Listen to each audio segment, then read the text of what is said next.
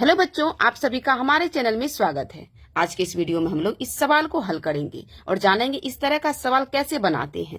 तो इस सवाल में सबसे पहले देखिए हम करेंगे क्या कि सबसे पहले हम पूर्णांक को तोड़ेंगे।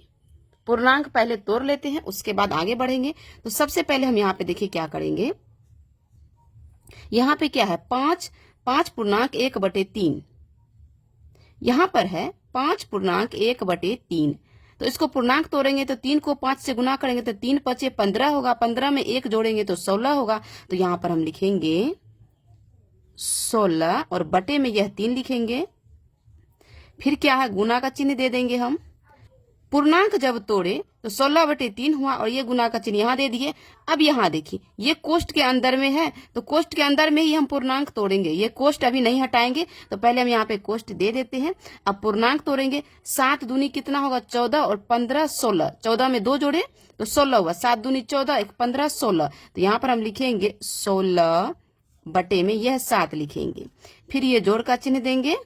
अब यहाँ देखिए 7 को 3 से गुना करेंगे तो 7 तिया 21 होगा और 21 में 2 जोड़ेंगे तो 23 होगा। कितना होगा, 23 होगा। और बटे में ये 7 हम लिख देंगे। यहाँ पर ये कोष्ठ, यहाँ भी कोष्ठ का चिन्ह देंगे। इस तरीके से ये कोष्ठ के अंदर बंद है। अब देखिए यहाँ पर सबसे पहले आप यहाँ समझिए कि अब हमें करना क्या है। अब हमें इसको कुछ नहीं करना है। सबसे पहले इसमें कोष्ठ का क्रिया होगा।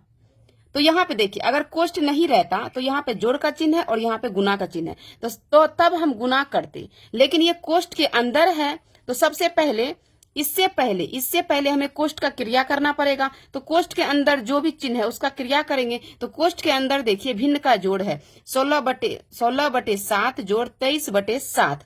तो ये भिन्न का जोड़ है, तो भिन्न का जोड़ करेंगे कोष्ठ के अंदर। और हर समान है तो और आसान हो गया, हमें लघुत्तम नहीं निकालना पड़ेगा। तो यहाँ पे फिर से हम करेंगे, लिखेंगे 16 और बटे में 3 को ऐसे ही लिख देंगे। ये गुना का चिन्ह है तो गुना का चिन्ह देंगे। अब यहाँ देखिए ये कोष्ठ के अंदर हमको करना है भिन्न का जोड़।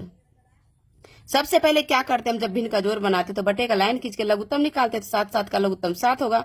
समान हर है तो ये 7 का 7 होगा लघुत्तम। अब फिर क्या करेंगे, ऊपर वाले संख्या को जोड़ेंगे तो 7 में 7 से भाग देंगे तो 1 होगा और 16 में 1 से गुना करेंगे तो 16 होगा। फिर ये जोड़ का चिन्ह यहाँ पर दे देंगे। फिर 7 में 7 से भाग देंगे तो 1 निकलेगा भागफल और 1 में 23 से गुना करेंगे तो 23 होगा। तो अब यहाँ पे थोड़ा सा समझ लीजिए आप, जब हर समान रहे तो ऊपर वाले संख्या को आपस में जोड़ देते। इस तरीके से लिख के अब अगले स्टेप में हम जोड़ेंगे। तो यहाँ पे जोड़ का चिन्ह दे दिए। तो अब देखिए क्या करेंगे हम, ये 16/3 ऐसे ही उतर जाएगा, 16/3। फिर ये गुना का चिन्ह है तो हम गुना का चिन्ह देंगे। अब यहाँ पर देखिए क्या करेंगे, अब ये कोष्ठ खत्म हो जाएगा। तो सबसे पहले हम क्या करेंगे, बटे का लाइन खींचेंगे, जोड़ेंगे। 6 में 3 जोड़ेंगे तो कितना होगा, 9 होगा। 2 में 1 जोड़ेंगे तो 3 होगा और बटे में ये 7 है तो 7 लिख दिए। अब ये कोष्ठ खत्म हो गया। अब क्या करेंगे, अब यहां देखिए ये गुना होगा तो गुना का चिन्ह हो गया बीच में। तो अब गुना करने से पहले हमें ये देखना है कि इस जगह पे कट रहा है या नहीं कट रहा है। अगर कट रहा है तो पहले कटाएंगे, उसके बाद गुना करेंगे। तो ये देखिए ये 3 से कटेगा, 3 एकम 3 और ये 3 से कट जाएगा, 3 एकम 3 और 3 तिहाई 9, यानी कि 13 बार में ये कट गया। तो अब देखिए अब यहाँ पे क्या करेंगे, हम 16 को 13 से गुना करेंगे और यहाँ पे 1 को 7 से गुना करेंगे, 208 हो जाएगा। 16 को 13 से गुना करेंगे तो 208 हो जाएगा और बटे में ये 7 हो जाएगा। अब ये हमारा तो आंसर निकल गया, 208/7 ये हमारा आंसर हो गया। अगर इसे कहे पूर्णांक में बनाने तब हम क्या करेंगे, तो यहाँ पर लाइन खींच के बताते हैं आपको। इस तरीके से यहाँ पर हम लाइन खींच के बताते हैं। इसके अंदर ये बटे में है। अब हम क्या करेंगे, पूर्णांक में हमें इसे बनाना है। तो पूर्णांक में हम कैसे बनाएंगे, तो सबसे पहले हम यहाँ पे लिखेंगे 208 में किससे भाग देंगे, 7 से भाग देंगे। ये बटे का मतलब ये देखिए 208 और बटे 7 यानी कि 7 से भाग देना हमें इसमें 208 में। तो 7 से भाग दें तो यहाँ 20 है तो 7 दूनी 14, 2 बार में लगाएंगे 14, यह घट के 6 उतर गया, ये 1 में से 1 कट गया। अब यहाँ देखिए यह 8 उतारे, यहाँ पर ये कितना बन गया, 68।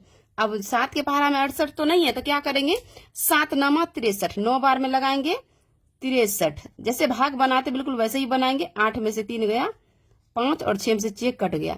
तो यह यहाँ पे देखिए शेष में 5 बचा है, भागफल 29 हुआ और जिससे भाग दिए वो तो 7 है ही। तो अब हम क्या करेंगे, जब हम इसका आंसर लिखेंगे तो यह 5 को पहले बटे का लाइन खींचते हैं, ये 5 को हमें ऊपर लिखना है यानी कि अंश में लिखना है, और जो हमारा भागफल निकला उसको यहाँ आगे में लिखना है इस तरीके से, पूर्णांक के पास 29।